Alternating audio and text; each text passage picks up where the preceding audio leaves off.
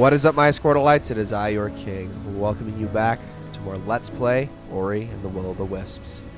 And so we begin, lost in the storm, just like in the first game, although this time we don't have Naru here to rescue us, and instead we are the ones who are looking for a friend.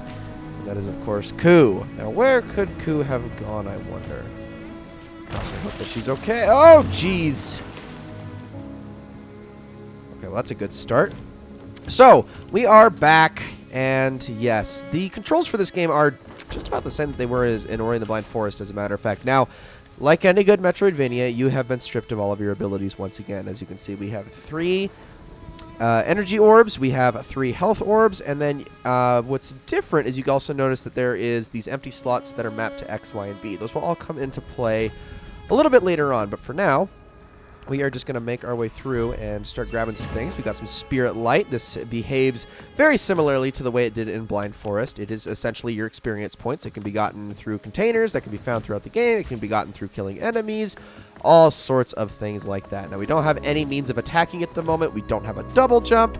We can pretty much just jump around and scale walls, and that is it, just like in Blind Forest. So I'm going to stay away from that thing. And, oh, sorry, friends. Can I take this? Oh, sweet. So I do have a weapon now. So to start, we have this torch. We can smack enemies around with it a little bit, do a little bit of burn damage, and kill them that way. Grab all the Spirit Light, and continue. Gosh, this is a sucky predicament to be in, isn't it, Ori?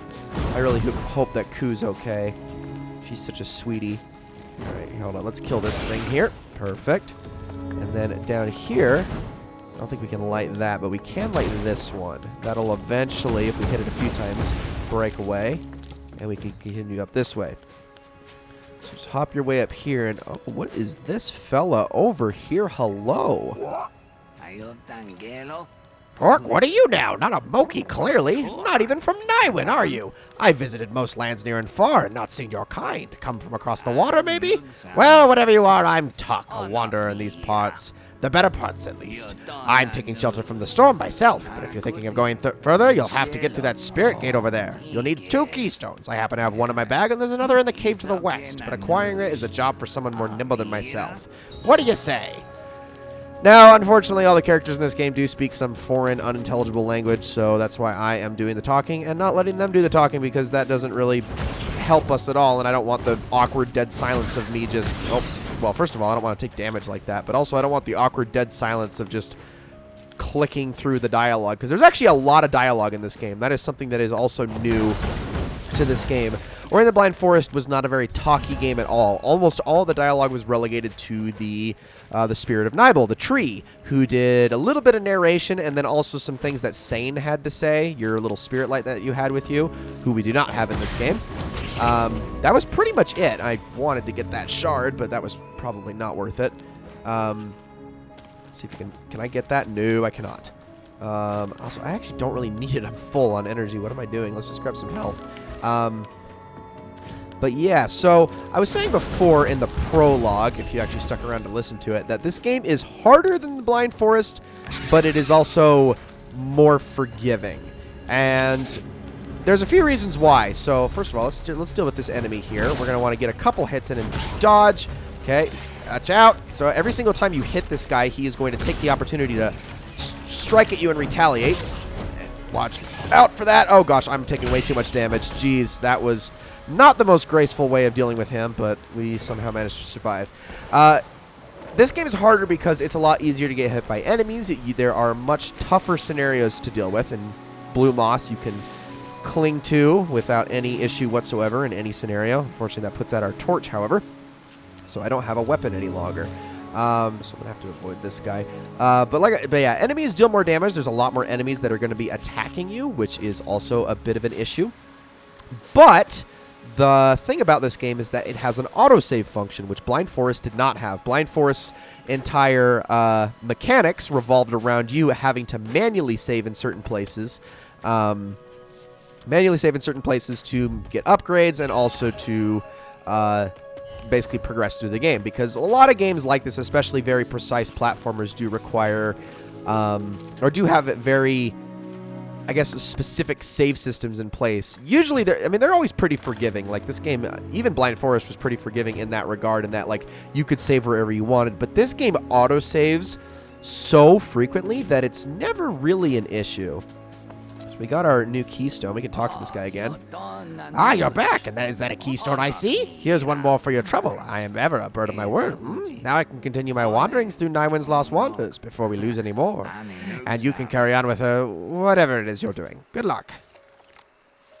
What a helpful guy. We actually met a friendly NPC this early. Blind Forest would never. Not like I'm actually going to bash on that game or anything. I still love that game. It's amazing. This game is just... Well, it's got a different feel to it. It's just a little bit different in so many ways that... Oh, jeez, that looks bad. A little different in so many ways that makes it an entirely unique experience. Cannot recommend Ori and the Blind Forest enough, but this is a whole new game with a lot of new challenges, almost entirely new mechanics. It's just a wonderful treat, and I cannot wait to share it with you guys here in this Let's Play. Okay, so we still don't have any means of attacking anything. Oh gosh. That's bad. Okay, we should probably get a move on because we don't have anything to hit him with. Okay, go, go, go, go, go. We're running, we're running. Oh, jeez. Ow. Okay, no, I'm fine. Apparently, I didn't take damage from that. Oh, crap. Nope, get away from me, sir. No, don't you dare. Ow. Do I have another torch? Oh, I do. Oh, yeah, that's right. You get back. Get back. Oh, gosh, he's got boss health. He's got boss health. That's right. We got ourselves a boss here. Oh, gosh, okay. He only did 2 damage there. Get a couple burns in. Okay, back up, back up, back up. Oh, gosh, I don't have any way of healing. Woo! Woo! No, sir. Get away from me. Nope, nope, nope. Yeah, that's right. Back up. Now hide in the corner, make him get close, and then hit him again, and back up again. Just keep doing this over and over. He can't just jump right in and attack me. Oh! Oh, jeez. Okay, well, that wasn't my fault. You're just clumsy, sir. Well, we lost our torch anyway, so... crap. Now what? I guess we can go back this way. Maybe he created a new path for us? What we got? Well, things are on fire. That's not good. Oh, jeez. What in the world do we have here? Oh, we got a way down. Okay. I guess we can follow that. Now, always make sure to check in any areas where you see a lot of foreground work, but it looks like that the plane that we are on continues onward. There's usually a lot of hidden walls in that direction, so be sure to pay attention to those. Howl's Den. Okay. Who is Howl, I wonder? Well, I see a lot of bones. Oh, boy. Well, we got keystones. Okay. So we need to get to that one first, which I think is doable from here. Well, actually, maybe not from here. Let's try going this way. See what we can find, because I don't think I can make that jump. So I'm going to hop up this way. Do remember that Ori is a nimble little sprite. He is probably the best platforming character in the history of video games, and I'm not saying that lightly. Just the way he handles and controls it's such a joy. What do we have here? Let's have a look.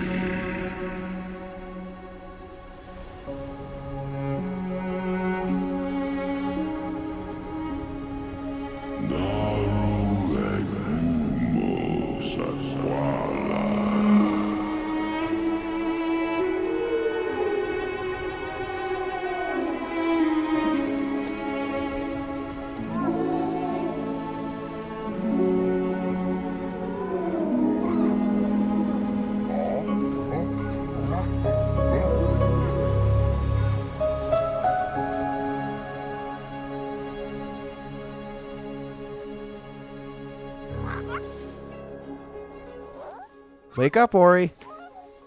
We got something.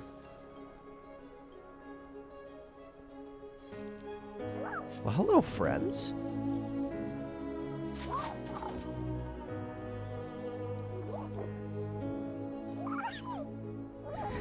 I love these little guys.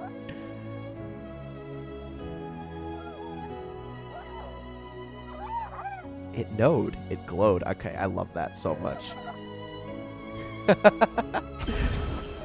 And so we have been given our first ability in this game, Spirit Edge. To assign this, all we have to do, we have as you can see, we have an ability wheel here. Just assign it to any button we want. I am going to assign it to X. I tend to like to have my basic attacks on X. Use the light. All right, so it goes something like this.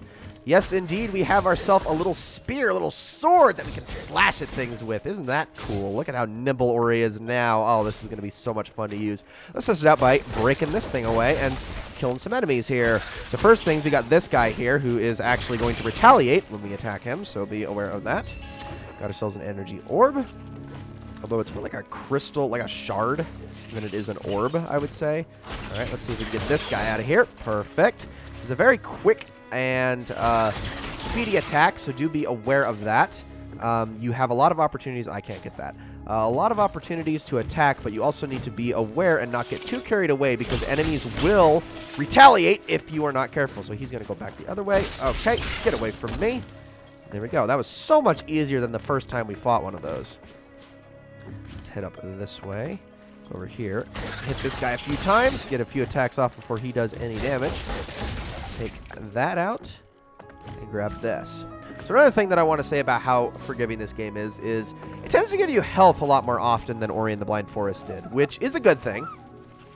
But it also gives you a lot more situations where you can be punished for it, as you will certainly see throughout this playthrough.